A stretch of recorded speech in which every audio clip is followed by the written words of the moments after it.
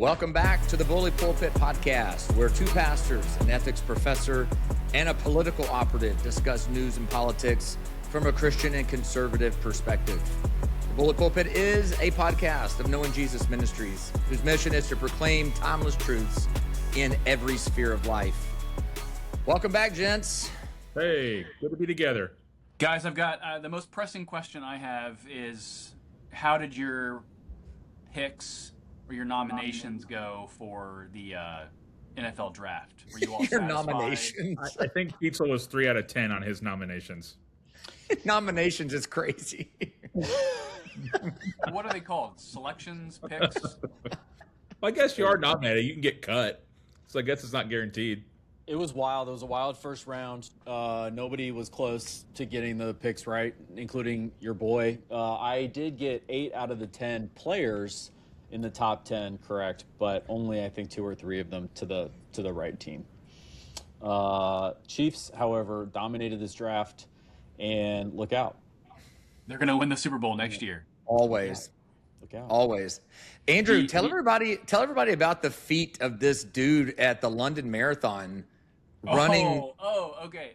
a sub 2 hour marathon. Yeah.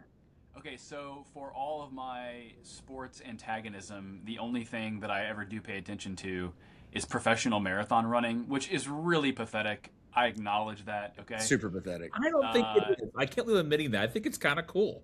Okay, well, part of it is I'm Don't a tell anybody I long-distance said that. runner. I've done several marathons. It's like the one thing that I know to some extent. Okay, so for the last decade, there have been attempts to try to break the 2-hour barrier on the marathon, and it culminated in 2018, I believe, with the Breaking 2 initiative, with Eliud Kipchoge, who was the best runner at the time.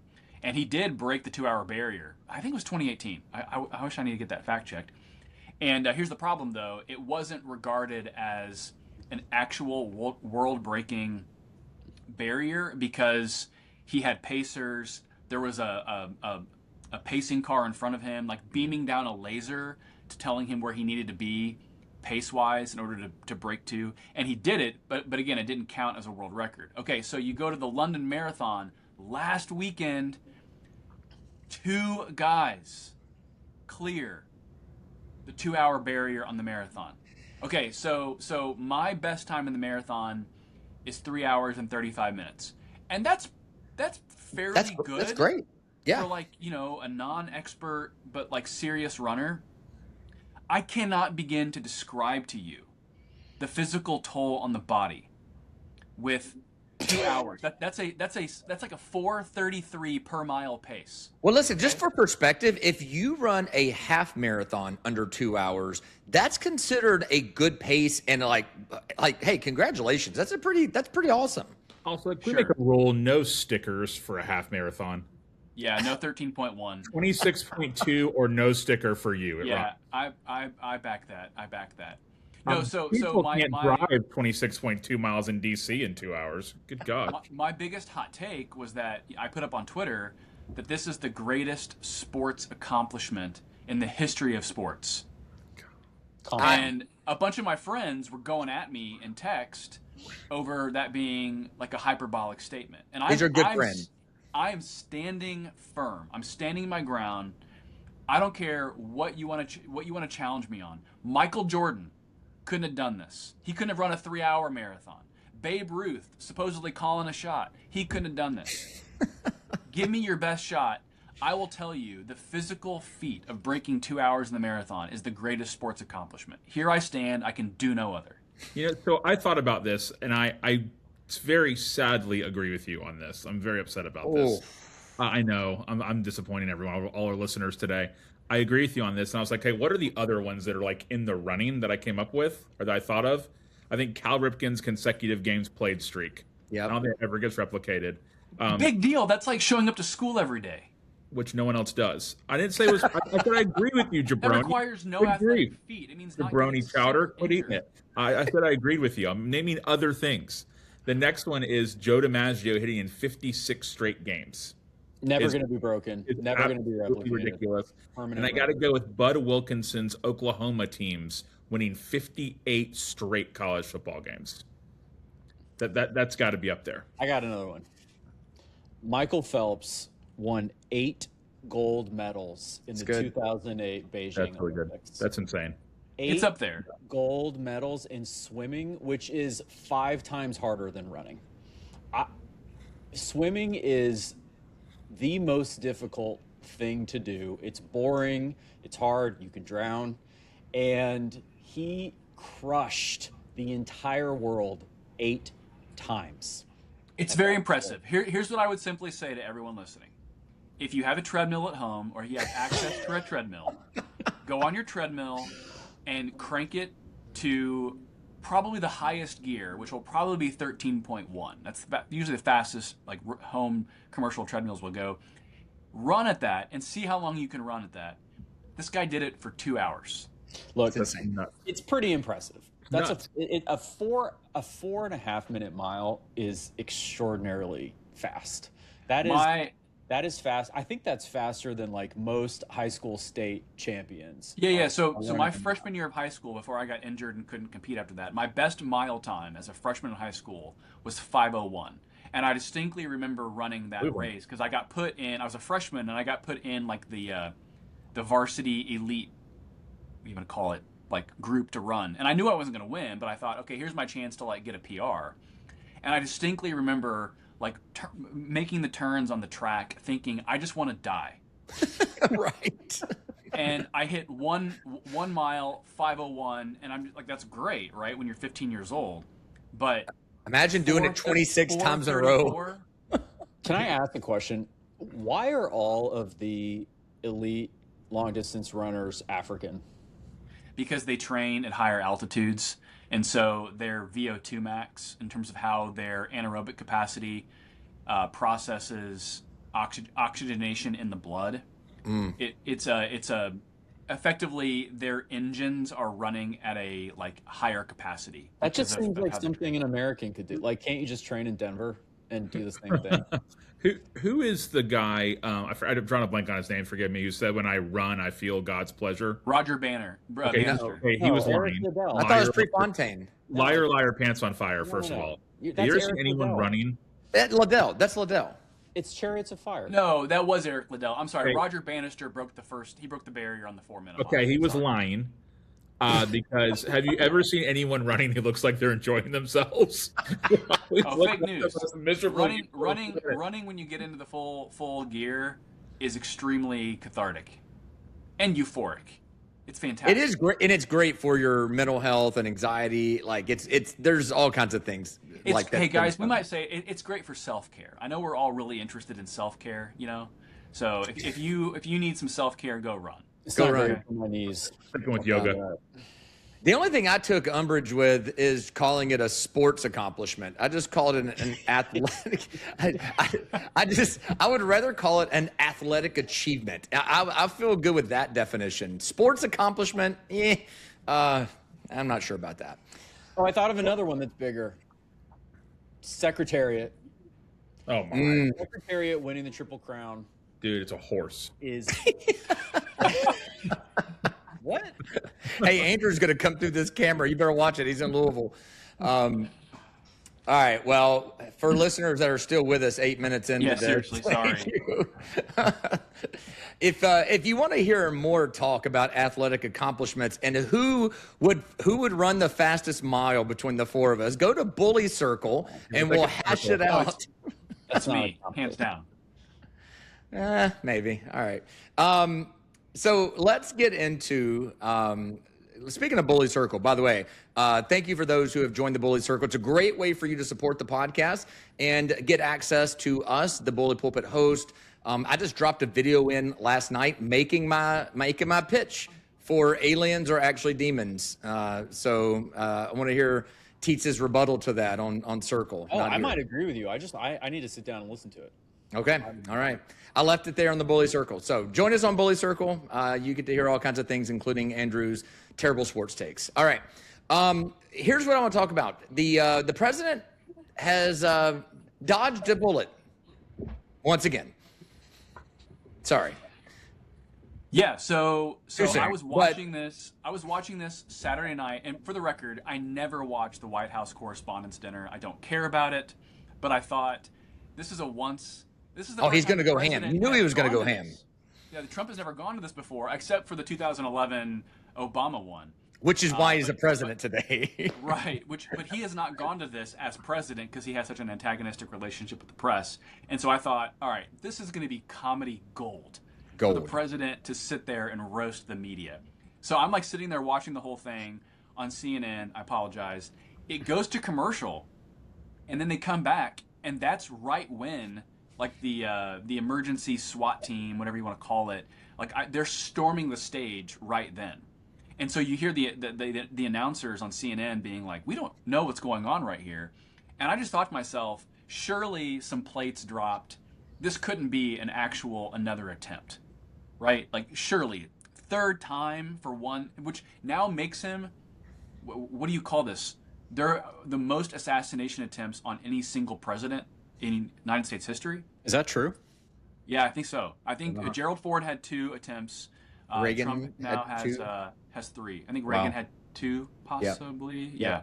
One at the Hilton, same hotel. Same hotel. Yeah, absolutely. So, guys, there's a lot to unpack here. Thinking about the actual individual involved in this, because the individual Cole Allen, I believe his name is, he doesn't fit the profile for what you would regard as like someone deranged enough to undertake an assassination. He doesn't fit the personality profile, which has been the latest trend. Yeah, he does. He's not transgender, but he's not like, he's highly educated. Yep. By all accounts, he was institutionally attached. The really odd thing that I can't quite grasp is, at one point he was very devout in his Christian faith, and then if you read the manifesto, he actually talks about, he justifies it according to his Christian faith. Oh, my. And so this is a really bizarre assassination attempt, coupled with the fact that we now have something new in the cultural lexicon to consider. We know, in addition to having selfies at funerals, which is kind of a very gauche thing to do, we now have assassination selfies, because the affidavit from the Department of Justice includes a picture of him taking a selfie about 30 minutes before he was about to engage in the assassination. So that's just absolutely deranged. And if you're wanting to plead any type of insanity defense, I think you've undercut your argument when you are taking a selfie of yourself with your knives and guns strapped on you.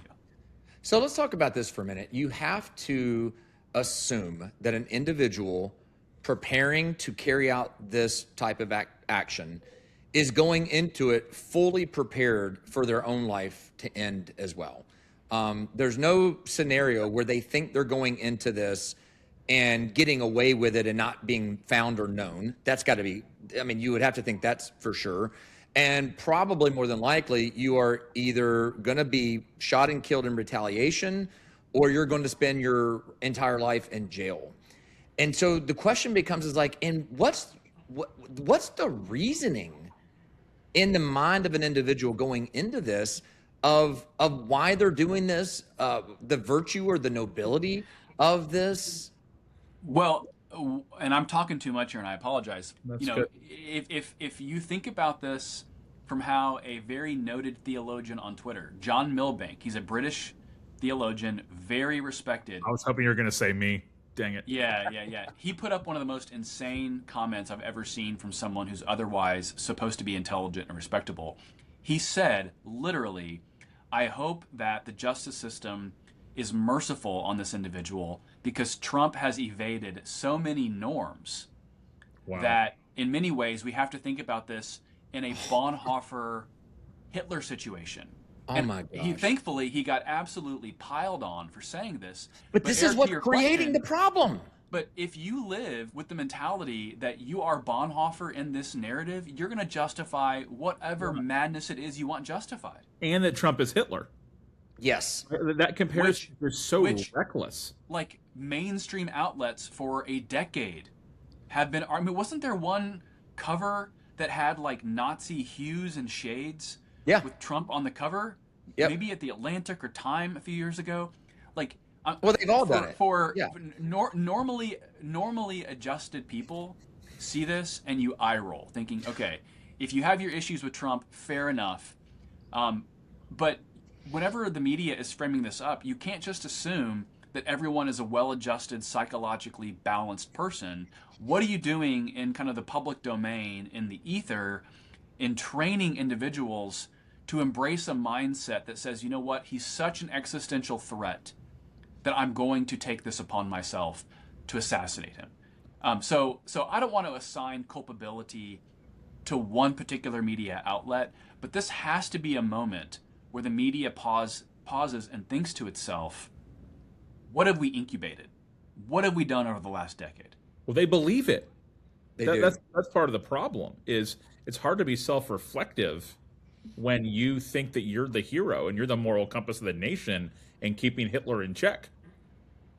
Well, I can't even imagine a scenario, guys, where any attempts on a Democratic president's head would have any of us trying to justify the action or the behavior. Like, it's just, it's insane to me. We despise the leadership of Obama. All four of us despise it. And this is not us being self-righteous. This is just us being human. If Barack Obama would have been assassinated, or attempts on him, it had been horrible. I mean, it's been a day of mourning for us, right? It'd been awful. That's absolutely the case. Because first off, human beings are image bearers who are not wantonly murdered is the first moral principle here. And he's our president. Secondly, he's our president, right? Like, you can not like his policies, but there are things to respect about Obama the man, Obama the husband, Obama the father, even if you disagree with him. But moreover, the Christian kind of moral principles here are, we don't believe in vigilantism. Even if you want to argue for a revolution like we had in the American Revolution, okay, I think that was warranted. One of the reasons it was warranted is you had a duly enacted legal body taking it upon itself as a consensus that we're going to take these actions. What you don't justify ever, especially from a Christian framework, is lone wolf vigilantism. It's the same principle that says abortion is evil, yes, but it's not the job of the private citizen to murder abortionists. Right. Can I ask, here we are again. I think we've talked about maybe this question before. We should talk about it again. The leftists, people identifying with a radical leftist ideology, which is somewhat mainstream to the point you all have made. It's not like fringe outlets comparing Donald Trump to Hitler. This is mainstream leftism, and very provocative political language about what it's going to take to defeat this, fascist threat to the republic, all of whom have blood on their hands for various reasons, blah, blah, blah.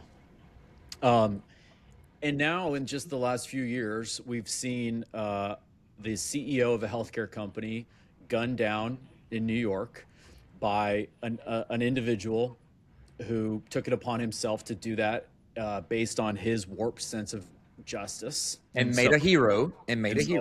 Literally, like off-Broadway musicals celebrating him.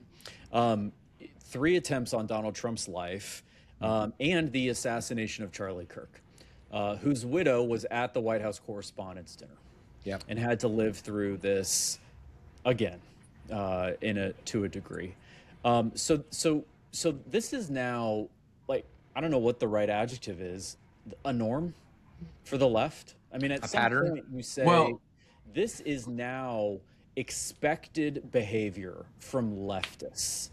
And I guess my question is, how does that change the way that those of us on the right think about politics, our political opponents, and how we view the political mechanisms in our country? Like, well, if at all, or do we just keep plugging away as if we're not living in a world where political assassination is back in the way that, I mean, I think the only thing I can think of to compare it to is the 1960s, where you have the assassinations of MLK Jr., JFK, RFK, and so on.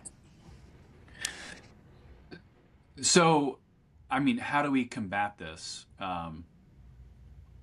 I would have to begin here with like depolarization is kind of a watchword. Everyone wants to depolarize, sure. The question is, does modern democracy have the resources within itself to depolarize? And as you just said, Tietzel, I don't know that mainstream leftism has the metaphysical constraints built into it to train people away from a propensity to radical action when you believe the here and now is all that matters. Well Yeah. said. So the other thing I think about here is, And let me just add one other thing. Not just that, but when you think you are the only, I think Eric Erickson has said this, the only virtuous, you know, you're the only possible party that can have, you know, be in the right, which is where the left is at this point. So if they're not in power, then everybody is in the wrong. Yeah, that's just a couple other things I would say lie. here Yeah. is you know, it's the Justice Scalia principle. I disagree with people. I don't demean them, right? So, and that's something we have to constantly watch for in our own hearts as Christians. Is if you really are convinced that one side of the aisle is perpetuating harm, you know, you can name the harm and you can say these individuals should not be in power to inflict this harm, but we're still called to understand that we don't wage war predominantly against flesh and blood, as Ephesians chapter 6 says. We wage spiritual warfare. How does that manifest in the political arena? It doesn't manifest in political violence. It manifests in political action, which is mobilization and unseating those who should not be in power. The last simple thing I'll say is this, and it's the hidden moral currency that we always need to bring out of our back pockets, and that's the doctrine of the image of God, right?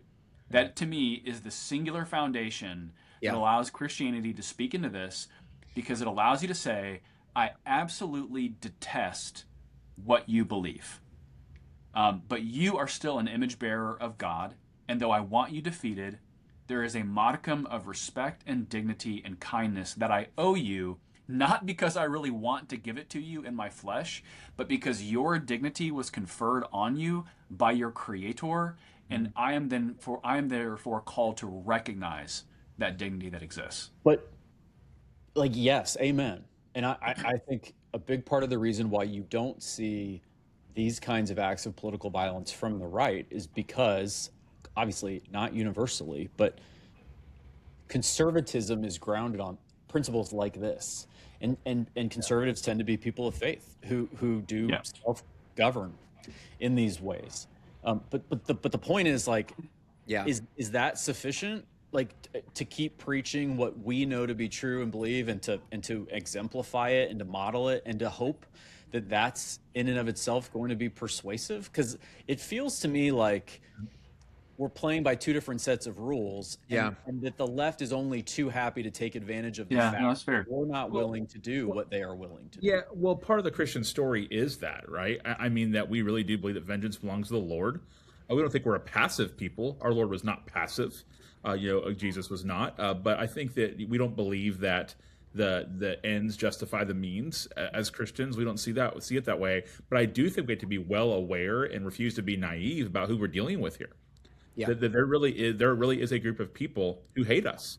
So, who think that we are the problem, who think we are our threat to democracy, a threat to America, a threat. I mean, that's serious. The Bonhoeffer comparison should really concern us.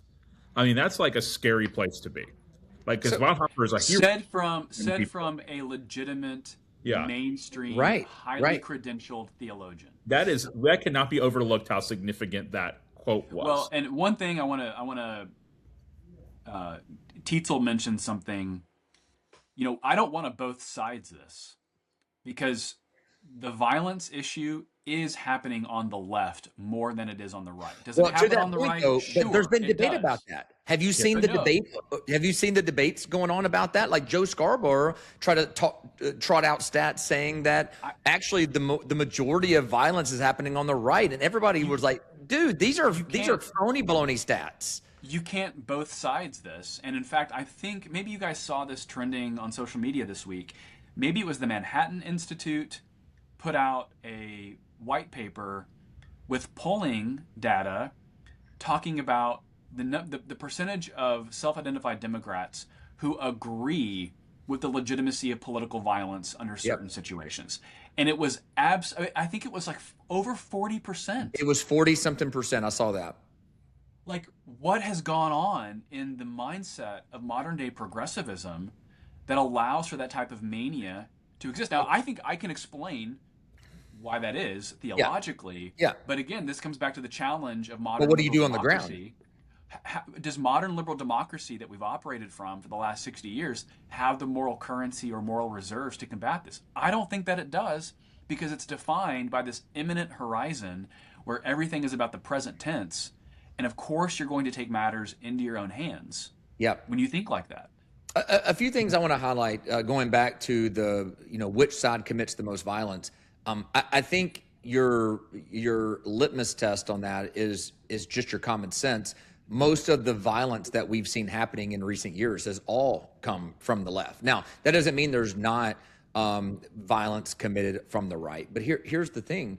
The data overwhelmingly shows it being from the left. But Joe Scarborough actually trotted out data that was being used to combat that narrative, because the data that he used didn't classify certain left-wing acts as acts of violence. In other words, it had reclassified things so that it didn't capture certain things. So I think, one, there's an attempt to try to not own that narrative. To Tietzel's point, here's the question I want to ask. Right now, with Democrats not in power, this violence is a recourse that they have for lack of power, and it's why you don't see a lot of the mainstream people coming out aggressively against it. You just haven't seen that. In fact, they keep using language like Jeffries keeps using language like, we're going to fight back and we're not standing for this. And they're signaling to people who then go do stuff like this. But let me ask this question. What happens when they are in power? You see, they may not commit acts of violence in the same way when they're in power, but what were they doing in power before? They were leveraging their power to put people in jail. They were leveraging their power to get the social media companies to suppress free speech. In other words, they've been running this play where if they don't like what they see from their opponents, they will act with aggression to do something. And that's not going to stop. That's well said. And I also want to add on that. When you throw what is the saying? When you throw a rock into a pack of dogs. Yeah, that's right. Who just got hit? We get somebody's yelling. Sorry, that was my dog. That's our mascot. That's our mascot. Do you have a small woke dog? Do you have a little dog? Actually, my dog's name, I kid you not, is Buckley. Nice. Yeah. Nice. In light of recent revelations, we have to point out that even the supposed violence coming from the right is actually being funded by the SCOTUS. Right. Like, even the right's violence is leftist violence. That's so true. Yeah. Let me ask you this, guys. Is Donald Trump simply an avatar for anybody in that conservative seat? Yes. And if you think this is a uniquely Donald Trump thing, I don't think it is. You have a rude awakening. Agree. That is not. You got to get that. Yeah, people have to comprehend that. He turns it up to 11 for the other side. He grates on them in a particular way, but the issues are the same. Yep. And the fight in the minds of the left, the stakes are the same. And any regime that they perceive to be a threat to their preferred regime, they will treat this way. There's no question in my mind.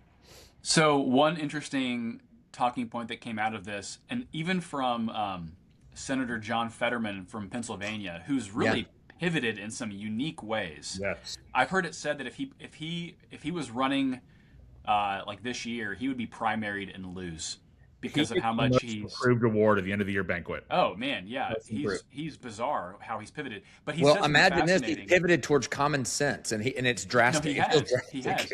But he said, stop all the nonsense about Trump building this ballroom build the ballroom, right? Because if this had been happening on the grounds of the White House, this would never have happened. And you do think about, I mean, I'm not here to criticize the Secret Service, because they did set up a necessary security perimeter, but you had, the highest level officials in our government all in one spot. Yep. You have continuity of government questions going on. Arguably, are we in a day and age where we can have public officials with that level of continuity of government in one spot? And I'm increasingly of the conviction that that's unwise in our current day and age. And we do need to have something on the grounds of the White House where these types of events can occur and can occur safely. And the only reason why they don't want there to be a ballroom is because it's Trump. Yeah, exactly. Yeah, Could you no, imagine exactly caring for 2 seconds if Biden had built a ballroom? Right. No. Not And even- I wouldn't care either, for the record. It's fine. Build a ballroom. Right. You wouldn't care at all. You would not care for 2 seconds. I might. Can I? Right. Well, you're special. I might I got care a one little. observation, then I got a good story. Okay. The first observation is: did you all watch some of how individuals responded to the shooting on the floor of the White House Correspondents' Dinner? The one Because guy there that were stayed some people- at the table eating. Yeah, one guy didn't hit the floor. He just sat at his table eating his salad very, very quietly. Every other And table then- was empty. He was just sitting there eating. Yeah, and then the lady who was there, who before she left the building, she picked up a couple of bottles of champagne to take with her, which I thought was hilarious. All right, just because this is like the one time I can tell this story, I had my own run-in with the Secret Service. Y'all want to hear this? Oh yeah. Yes, definitely. Okay, so in 2004, when old George W. was running for re-election, Yeah. my best friend and I from high school went up to Davenport, Iowa for a rally of his. And this is also a very famous day in presidential history because it's a day when John Kerry and George W. Bush were campaigning in the same town at the same time, and there were 3 bank robberies in Davenport, Iowa, because all of the police were diverted to Secret Service protection. Okay, so my best friend and I, Mike, we got like this, I don't know how we got them, the special reserve like gold tickets to be at the very front of the line to hear the president speak. And so he's a baseball fan, I'm a baseball fan, and so before his talk, I had bought an official Major League Baseball because I wanted him to sign it because he used to own the Texas Rangers. That's a great autograph. Well, right. So I have my baseball out, like I'm just this, naive, nice, what was I, 18 at the time? And the Secret Service walks up to me and they confiscate my baseball. They thought you were going to throw it at him. They said we can't have you have that baseball while the president is up there. We don't know what you're going to do with it. Hey, he was And so- dodging Saudi Arabia sandals And at a shoes, press right? conference. So I was like, fine guys, I'm not fighting with the Secret Service. Have my baseball. Now, to their credit, the Secret Service agent, after the speech was over, came over and gave me my baseball back. So Did he get it No signed? signature. No signature. I didn't though. get it signed. No signed. That'd be a great autograph. Bush on a Hey, baseball. a couple of quick things on the Correspondence Dinner, and then we'll move on. One, I thought Trump handled it really well afterwards did. with his press conference. Thought the media also was sober-minded as well. And then second, I had a church member who was in the lobby where the shooting happened. She works as the communications media person for NRB. She was there. And she witnessed it all go down. So that was a scary thing. We prayed for her. Our churches kind of being there. She was there by herself. So pretty traumatic. Which, for by the her. way, I gotta ask: do we know, like, the guy runs through the checkpoint? Does he get? How did he get apprehended? I mean, he didn't get shot. He tripped, didn't he? Did he? How did he get like on the ground? We don't have any video. I've never heard the story about like what happened to get him caught. I don't either. I'm not sure what exactly I thought he happened. tripped. Did he not get shot? Didn't we? No, he didn't get shot. Did they? A they- Secret Service agent did, though. When he got it Yeah. hit in the vest. Nobody got killed though, right? He killed nobody, correct? Okay. Correct. He he had booked a room at the hotel, right? So that's how he was able to get all of his weapons and stuff in prior to, and then he just ran through the one checkpoint that had the metal detectors. and that's what's on video. I don't know. Man. Yeah. I mean, there's probably 1,000 Secret Service agents Right. around there that somehow just took him down. I'm surprised he didn't get shot. I know. Well, he got shot at, but they missed. Which you're kind of like, all right, guys, if you had one job, take out the assassin.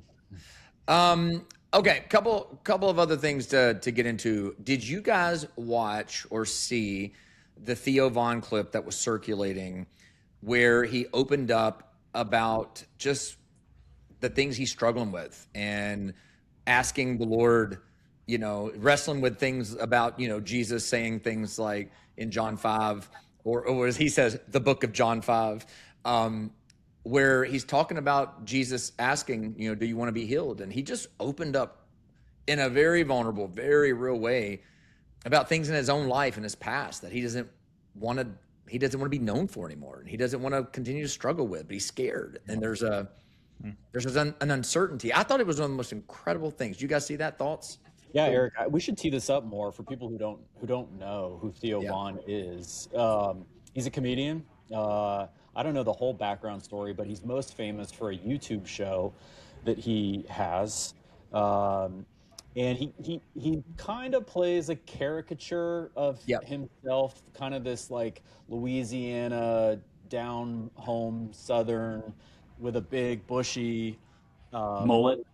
The humor, I mean, I actually listened to this clip again at the gym today, and I had to be careful because there were a couple of moments where I almost dropped heavy weights. This past weekend is the name of the podcast. This past weekend. So funny. Although, also it should be said, definitely R-rated. This got some moments.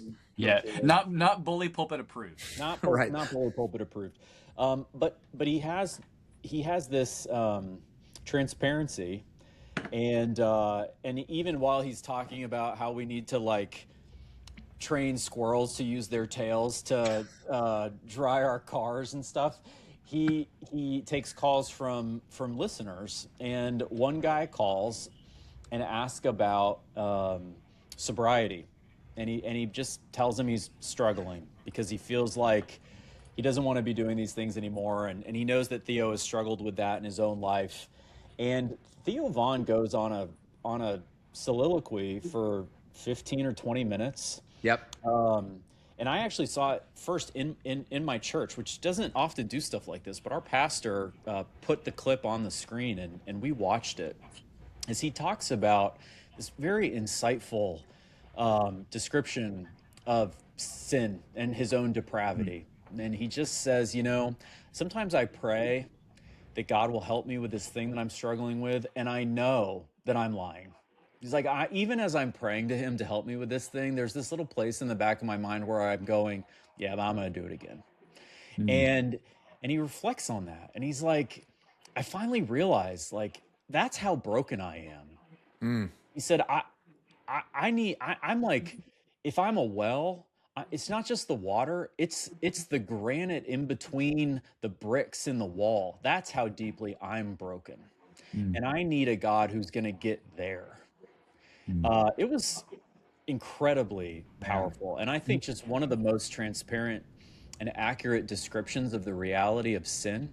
But then to your point, Eric, and you guys can fill in, he starts talking about John 5 and the story of the man who's been paralyzed or sick or whatever for many, many years. And Jesus meets with him, and his first question is, do you want to be healed?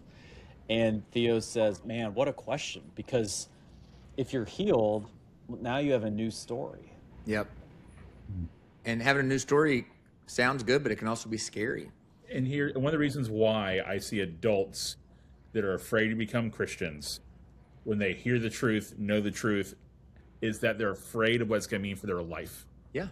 That things are going to have to change. Count the cost. Theo knows that. That's what he's literally wrestling with. Yeah, like the Theo brand changes, which is true of all of us when we become believers, right? That's right. Over and over again, people are afraid of what is it going to mean. So, guys, I was. It's providential we're having this conversation because I was reading Luke 15 this morning in kind of my quiet devotion study time. Luke 15, man, it is just like chock full of the radical nature and scandal of the gospel. Yeah. You've got the parable of the lost sheep. You've got the prodigal son. The lost all coin. in one, the lost coin, all in one chapter. And I couldn't help but after finishing this one chapter, I was like almost undone. I was like, man, Lord, you put one chapter with all of this? Like, it's incalculable. The type of grace that's being extended. And in all of those passages, notice it's that, the shepherd goes to look for the sheep. It's the son, it's the father who runs to the son. Right. Like, that radical type of fatherly love for the broken and for the lost, it's unbelievable. And if I were going to have one, actually, here's a question I have for you guys. If you were to have a conversation with Theo Vaughn, after you heard what he just said, what would you say to him? And as you guys are thinking about that, my response to him would be, you're right. Things are going to change. But if the Lord really is working in your life, you're going to want to change. And it's not going to necessarily be instantaneous. We have a category for mortification, vivification, progressive sanctification. But you want to say to him, man, it's worth it. Taste right? and see that the Lord is good. Yeah. Taste and see. To whom shall we go? For you have the words of eternal life. And also, God's patient with you, so you can be patient with you, and we can be patient with you. Absolutely. Yeah, and so I think that we're not expecting you to go from 0 to 10 in one day. You're exploring things and are aware of things. That's not a coincidence. And maybe God's calling you, drawing you, kind of wooing you to Himself. And my encouragement to you, if I'm talking to him right now, if we're sitting down, is it's worth it, man. Like it's absolutely worth it. And let the work happen. I think that's all beautiful, and that's why you guys are such good pastors. I was struck by he talks about his relationship with his mom, and how apparently that was really broken when he was a kid. And he says something to the effect of, all I ever wanted was for someone to look at me and to be proud, and to want me, to want to be associated with me. And I just immediately started thinking about the reality of our adoption, that we have been adopted, our sons of God, and as sons, heirs, and how He is happy to look upon us as His children. And I hope that Theo can find that love that he is so desperately looking for, an affirmation in his Heavenly Father. Amen. Because we need to pray for him sincerely. Yeah. Like it is evident that the Lord is stirring something in that guy's heart. This is what you would say from scriptures. He is not far from the kingdom, right? This is obvious. The Lord is at work there. I think Christians have a lot to learn from just watching how honest and transparent he is, how self-aware he is. It's refreshing to hear how honest he's being about his own struggles and his own inward thoughts, And I think it's good for us to think about, those of us who are in Christ and maybe been in Christ for a lot of years. Maybe we forget sometimes what it feels like to be at that crossroads where you're scared. And I think that's where he's at. It also strikes me that someone is on the borderlands of the kingdom when they understand that their life is going to have to look differently.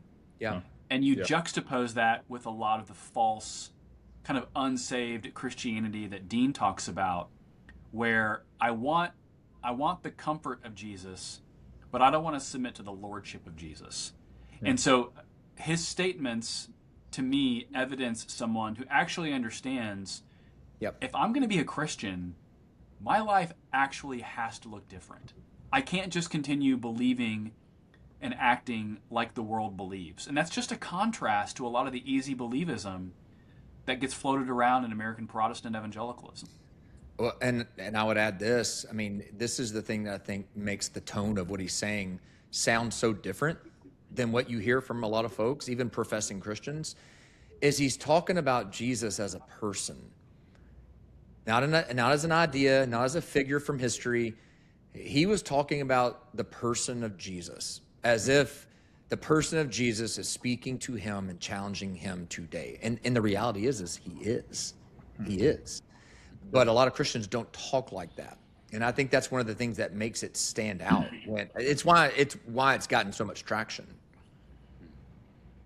I think we should be praying for him. If listeners want to go listen to what we're talking about, if you go to that podcast, I believe something, he called it, the name of the podcast was something has to change or something around that.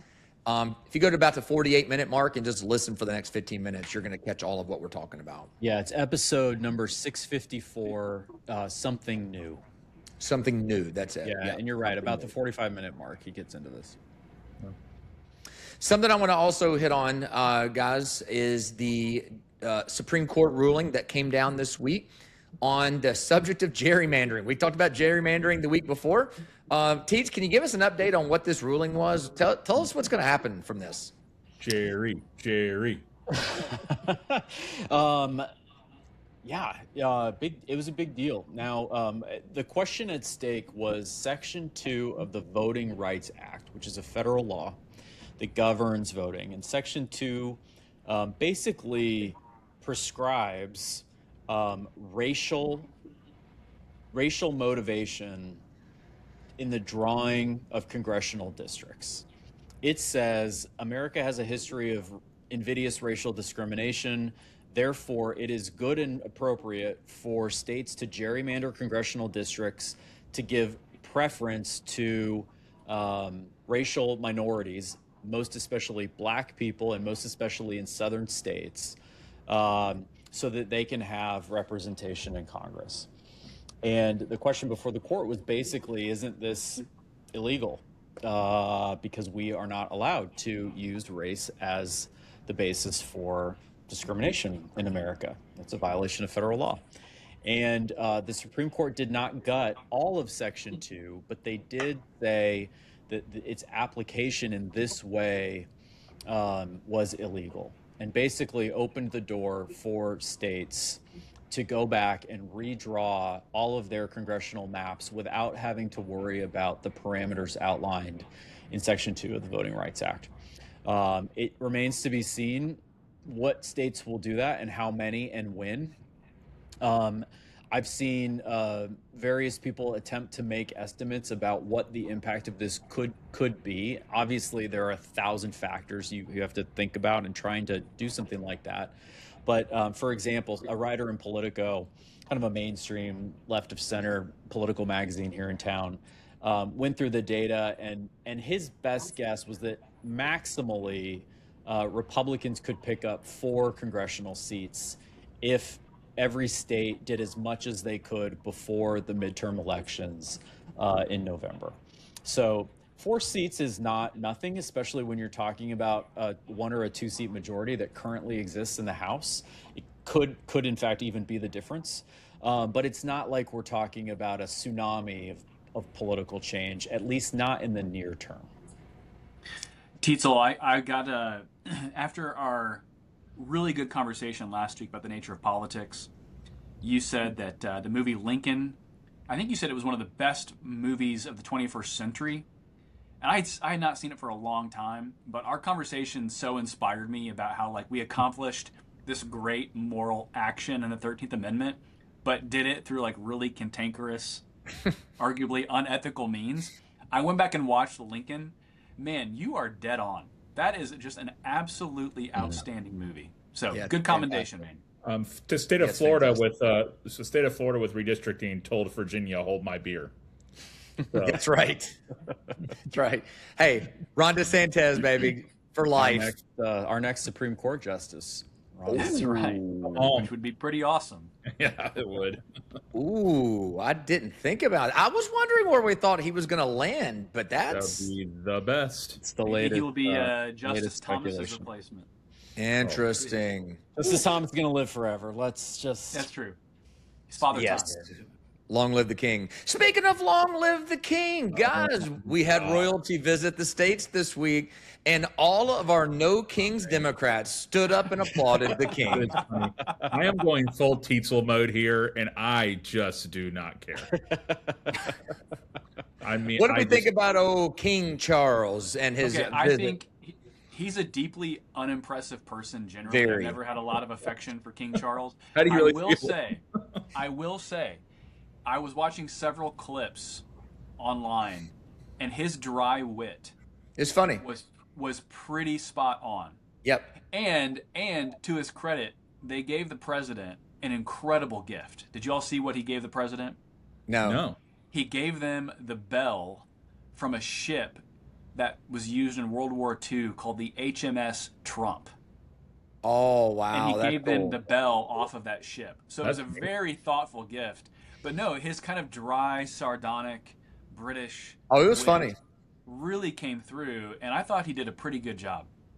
Yeah, I mean, overall, King Charles is a dud. He dresses well. He's very dapper. Yeah, he's if you've ever watched The Crown, you begin to realize what a whiny baby he's been for most of his adult life. And it's a good thing that Queen Elizabeth II lived as long as she did. But he's been awful. He's celebrated Ramadan, but not Christian holidays in the United Kingdom. He's a putz. Well, he's responsible for changing. So the monarch has traditionally been what's considered the defender of the faith. Yeah. He changed it to defender of faith. Yep. Because he didn't want to particularize one faith in particular. He's supposed to be head of the Church of England. I mean, in their charter, he's the head of the Church of England. I love London. I love London. Been several times for a church plant there. But my care for the royal family and all things royal is 0.0. I care more about Andrew's 9th grade mile time than I do about the royal family. So. Hey, the ultimate troll, whether it was purposeful or not, though, was that President Trump sets up a reception and a welcome with a bunch of Revolutionary War soldier decor guys. Oh, absolutely. Amazing. You just can't beat that. Last thing before we get to what caught my eye, did you guys see our venerable state representative from Minnesota, Miss Omar, make her World War XI comment as she was reading about whatever statement she was making? I can't remember what it was, but instead of World War II, the Roman numeral 2 she read as an 11. Did y'all catch that? I knew she had married her brother, but I didn't know her parents were also brother and sister. I think she actually went to the Leering Center, so maybe the that's Leering Center. Yeah, that may have been where she graduated. All right, let's move into everybody's favorite segment. Let's go into what caught my eye. What about you, Mayor?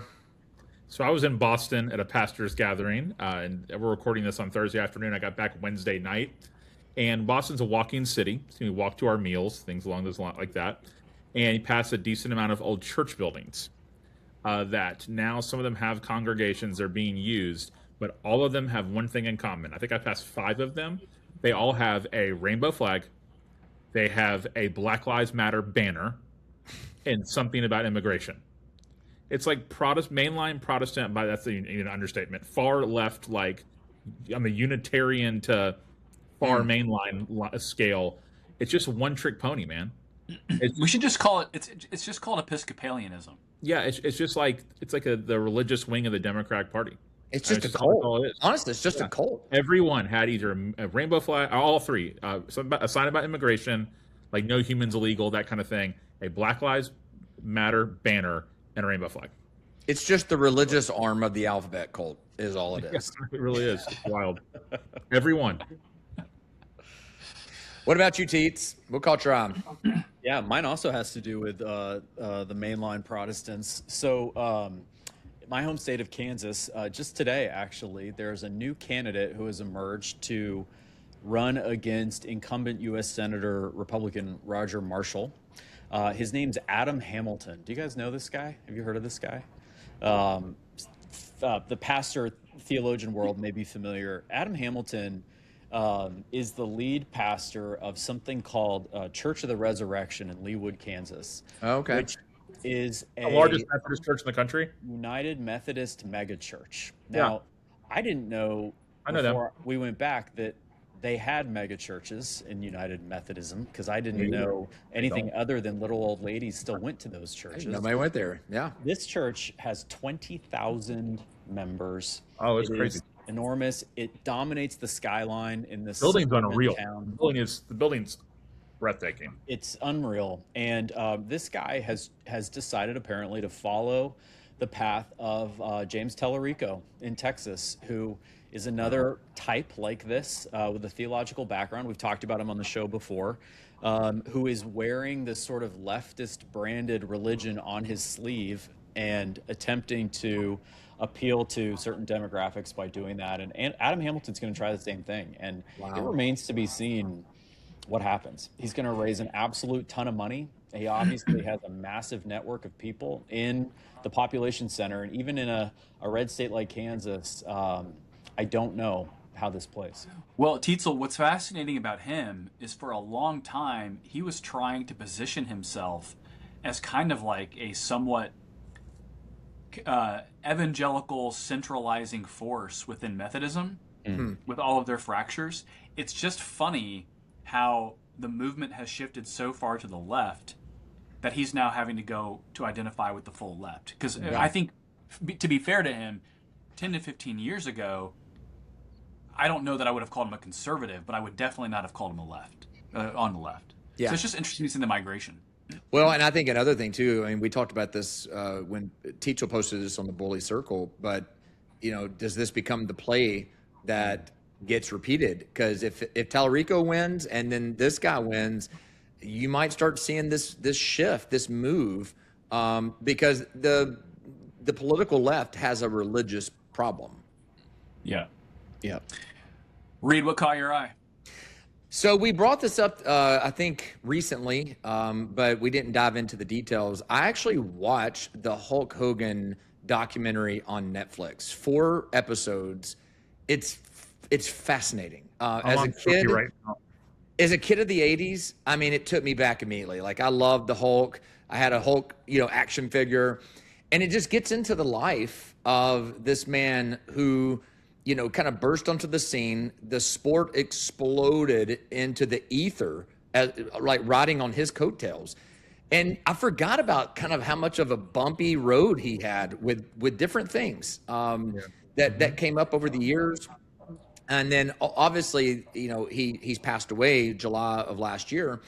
And it kind of ends with just showing the impact that he had. But the Netflix series kind of shows this arc of like all the way success, crash, brokenness, depression, emptiness, faith in Christ, and new purpose and new mission and new identity. And it's really, I mean, it was so uplifting. I was like, this is incredible. This is incredible. And then he dies. And there's this Terry, the man who had a lot of hardships and a lot of up and downs, who at the last couple of years of his life finds true purpose and identity in Christ and finds redemption for even all of his failures. And then there's this larger than life, character called Hulk Hogan that will live for eons beyond Terry the man. And it's just even if you don't like wrestling, it's a fascinating story. I really enjoyed it. I would highly recommend it. So I'm good friends with Hulk's pastor. He was Hulk's pastor who led Hulk to the Lord, baptized him, did his wedding. And it was definitely, I know people get skeptical of celebrity conversions. He legitimately gave his life to the Lord. It was like legitimate conversion. He became very involved in his local church, a Southern Baptist church in the Clearwater area. And his widow was actually upset at Netflix for not doing enough about his faith. Wow. They're saying he would have They wanted do more. enough to make sure they get it in, but you're right. They don't deep dive into it. Yeah, so I'm on episode 3 right now, and again, I'm a huge wrestling fan. I mean, I can talk Hulk for hours, and I mean, I'm like reliving my childhood watching the documentary. Me too. But, it's unbelievable. but again, back to what I said. Like, I know we're skeptical of celebrity conversions in our world today. This was a legitimate, like, he gave his life to the Lord. He even moved his wedding up so he could get baptized, because the church wasn't going to allow him to get baptized. Because he was going to get immediately put under church discipline if he was, because he was, and so Hulk on his own reading his Bible, came to the conclusion that he needed to get married if he was going to be with this woman. And they got married, got baptized. They went through premarital counseling. I mean, like, imagine sitting down in premarital counseling with the Hulk Hogan. But yeah, the immortal Hulk Hogan. Yeah, so it's just a lot of neat story there. So neat. Yeah, so cool. Andrew, what caught your eye? Well, I can't say that the Hulk Hogan Netflix documentary has come up under my recommended titles to watch, so I'll have to give that a review. You have to search it out. Yeah. Okay, two quick things. First off, either yesterday or today, the Department of Justice released its report on the evidence of anti-Christian bias. Oh yeah, I saw that. During the Biden administration, and it's pretty damning in terms of the extra effort they were putting in to go after Christians and particularly pro-lifers. The things that you all kind of thought were going on, and then it confirmed it was really going on. So another way of saying elections. Every conspiracy theory proves true. Right. And then the other thing that I want to point listeners to is there was this really fascinating exchange between Representative Brandon Gill and an abortion doctor who was testifying before Congress. And he proceeded to ask the abortion doctor what her favorite method of abortion was. And he begins to describe the various types of abortion procedures. And he says to her, "Is that your favorite type of abortion?" And it's obviously ghoulish, horrible, gory in its description, but he's trying to paint a vivid picture of what abortion actually is. And what's really interesting is that the abortionist, whose job is to murder unborn children, is very uncomfortable and evasive and not wanting to confront with reality what it is she's actually doing, which to me demonstrates both a seared conscience and also the fact that the conscience is still there at the same time. Good stuff. So, all right, everybody. Well, thank you for tuning into this episode of The Bully Pulpit. As always, we'd ask if you would leave us a review, share an episode with a friend, and as always, remember, if men were angels, no podcast would be necessary.